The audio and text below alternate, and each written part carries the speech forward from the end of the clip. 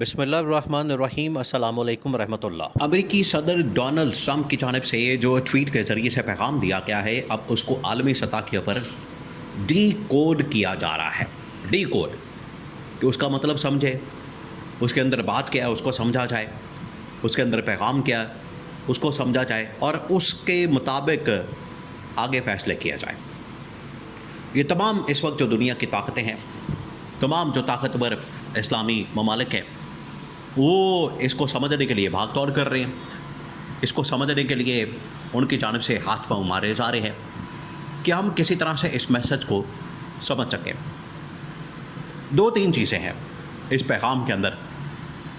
اور اسی کی وجہ سے محمد بن سلمان نے بھی سعودی عرب کے اندر ایک ٹاپ لیول کی میٹنگ کی، اور اس میٹنگ کے اندر بہت اہم ترین فیصلہ کیا گیا، بہت اہم ترین فیصلہ ہے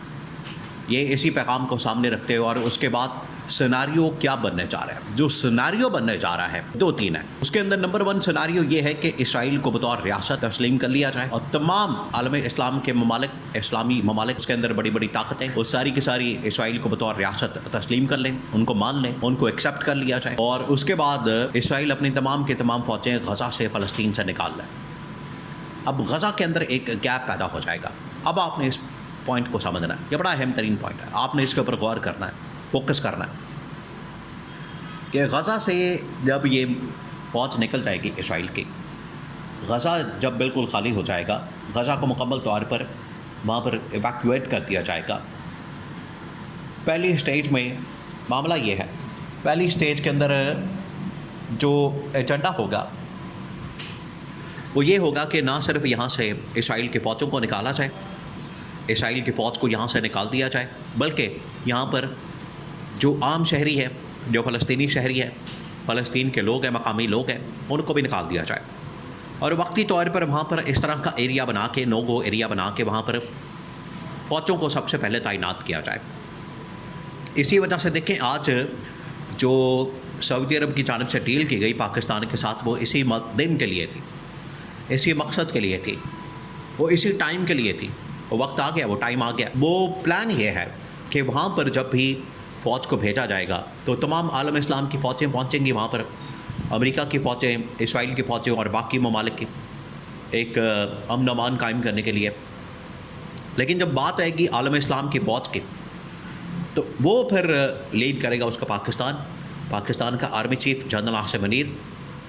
جنرل راحیل شریف نہیں۔ دیکھیں اس وقت جو اسلامی اتحادی فوج ہے، اس کی جو کمانڈ ہے وہ ہے اس وقت جنرل راحیل شریف کے پاس، لیکن اب تقریباً کوئی 15 سال ہو گئے، 15 سال، 12 سے 15 سال کہ یہ کمانڈ راحیل شریف کے پاس موجود ہے۔ لیکن اب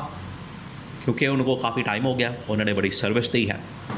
انہوں نے بڑا کام کیا ہے، لیکن اب یہ فوجی کمانڈ سپرد کر دی جائے field marshal army chief general Asim Munir کے سپرد، اور جنرل عاصم منیر اس فوج کو کمانڈ کرتے ہوئے یہاں پر پہنچیں اور یہاں پر کنٹرول حاصل کر لیں۔ بارڈر کے اوپر بھی جو سعودی عرب کا دوسرے ممالک کے ساتھ لگتا ہے، عرب ممالک کے ساتھ، اور جو اسرائیل کے ساتھ لگتا ہے بالکل قریب ترین، اس بارڈر کے اوپر فوجی اڈہ قائم کر دیا جائے، وہاں پر ایئر فورس کا اڈہ قائم کر دیا جائے اور وہاں پر فوج کو تعینات کر دیا جائے۔ اور سیکنڈ یہ کہ اگر یہ فوج بھیجنی ہے اسرائیل کے اندر، تو اس کے لیے جو پاکستان کی فوج ہے، پاکستان کی جو آرمی ہے، اس کو وہاں پر انسٹال کر دیا جائے، تعینات کر دیا جائے، ڈپلوائے کر دیا جائے۔ اب یہاں پر اصل گیم شروع ہوتی ہے کہ اسرائیل کو ایک علیحدہ ریاست کے طور پر تسلیم کر لیا جائے اور فلسطین کو ایک علیحدہ ریاست کے طور پر تسلیم کر لیا جائے۔ یہاں پر اصل میں گیم شروع ہوتی ہے، اور یہ کہ اسرائیل کو تو کم از کم ماننا چاہے، اس کے ذریعے سے ہم فلسطین کا جھانسا دے کر،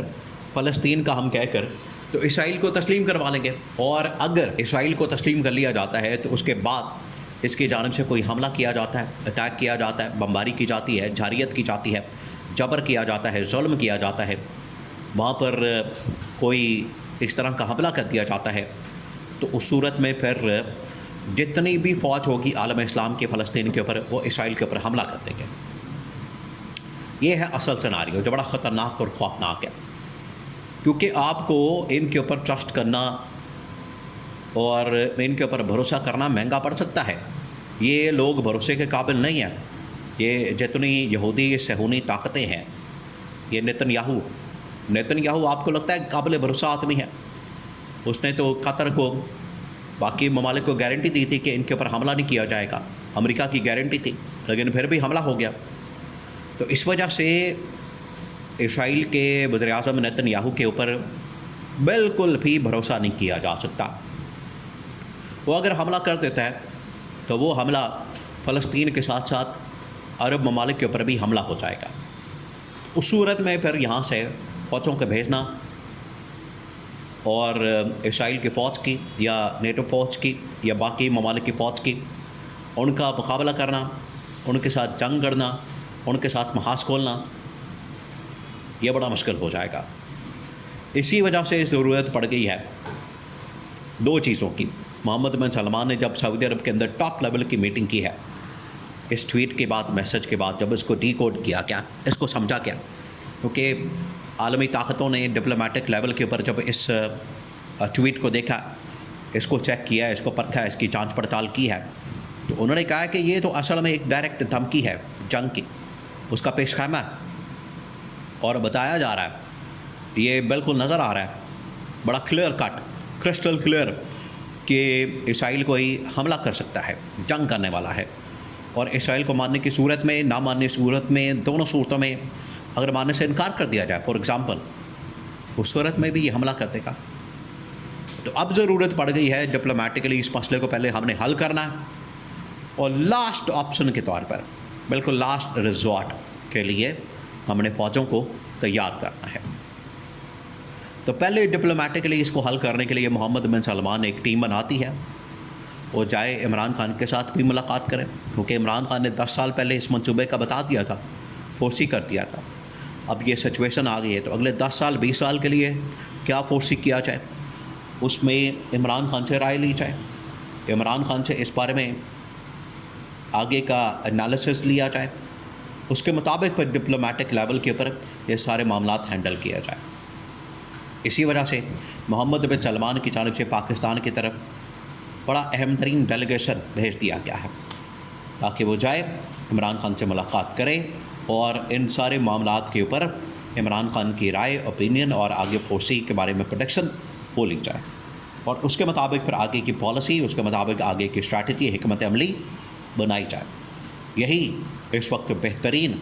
سولوشن نظر آتا ہے۔